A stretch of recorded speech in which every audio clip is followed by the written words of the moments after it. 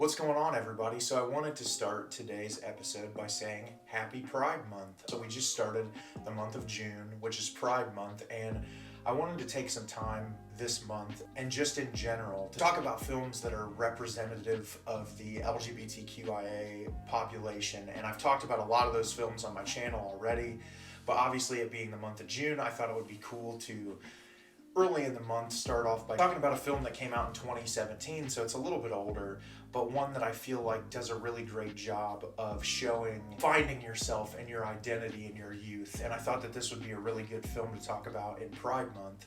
And I wanted to start off this video by saying I grew up in a really conservative household, and I had a lot of judgment for who I was being a minister's kid, and there was a lot of pressure on me in my young adult life to be a very specific way. Throughout my years, I never really felt like I was embracing my identity. I finally came to terms with the fact that I identify as pansexual, and it was something that took me a long time to kind of come to terms with because of all that pressure from the church and being a minister's kid and all of the scrutiny that you face and how belittled you are for even having a relationship, let alone if you were in a relationship with someone of the same sex or a transgender person or anything of that matter, how much more belittled you would be at that period in time. And so obviously that's something I've stepped away from. I'm not a church person by any means anymore. But I just really wanted to start this video off by saying, if you're somebody who's going through an issue with being able to embrace your identity, or your surroundings feel like they limit you from being able to be yourself, I just want to let you know that my messages on Instagram or Twitter, or if you want to message me directly on here, they're always open if you need to talk about that, because it was something I dealt with for a long time on my own, and it makes it a lot easier when you have people around you who have been through it and who have had to kind of push down who they were. And I just want to let people know that I'm here for you if you need me. It's a great platform to be able to talk about movies and to discuss film with people who are like-minded and that enjoy similar content or that want to discover new content. But I also want it to be a platform where people feel safe and comfortable in who they are.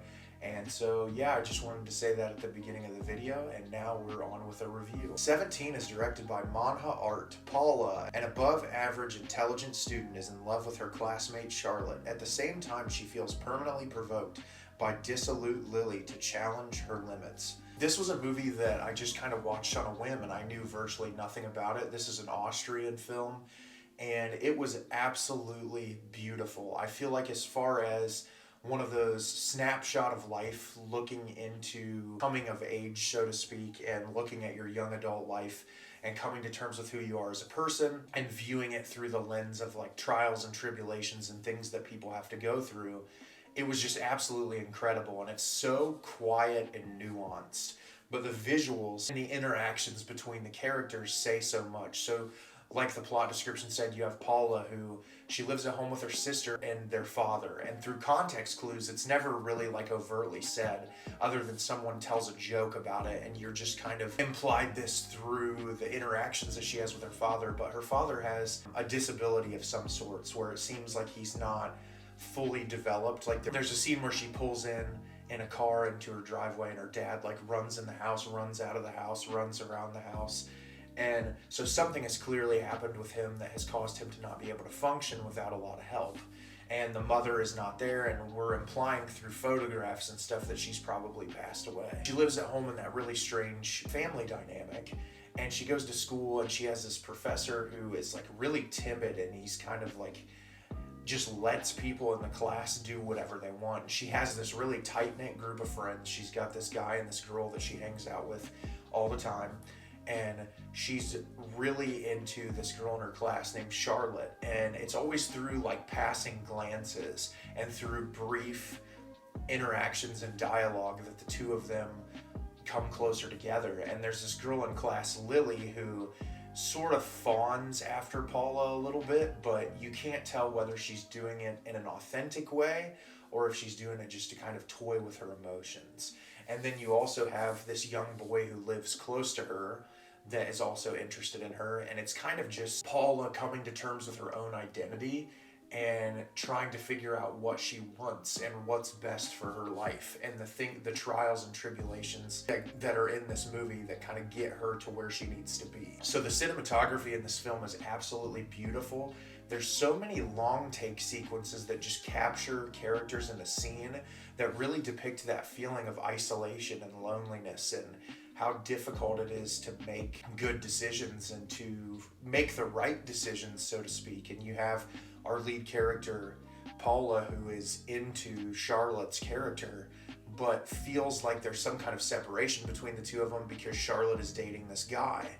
But you can tell that there's really close feelings between the two of them, and that they have similar feelings. And then you have, early on in the film, Paula hooks up with one of these guys, and you can tell it's almost just like she wants to see if she can feel something else, because she feels like these situations with Charlotte are unobtainable.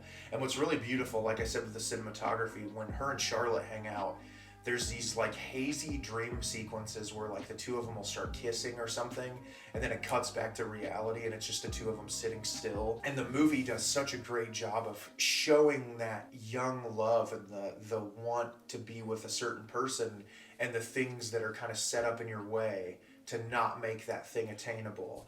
And it's really beautiful, and it's so quiet and meditative, and it's also difficult to watch at times. And the third act of this movie, which I don't really want to give it away, this is streaming on Prime Video if you want to watch it. The third act of this movie, it doesn't give you necessarily the closure that you want, but it makes a lot of sense as far as like struggles in life and the uncertainty with the future and all of those things kind of stacked up on top of each other that make life kind of difficult to navigate. It's one of those films I looked up on Letterboxd and not a lot of people have seen, and it's really disappointing. The representation in this film is really great, and looking at coming to terms with your own identity and just kind of figuring it out and trying to understand who you are as a person.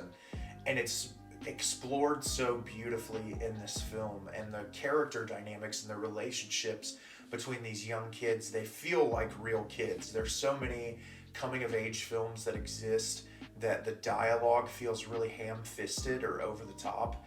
This movie is not like that. It's very beautifully done. The dialogue sequences all feel really natural, and the interactions between these characters are all so unique and real. Every performer in this movie is fantastic. They give such great performances that are so committed to the role. And I really look forward to seeing if this director makes another film, because it was so fantastic.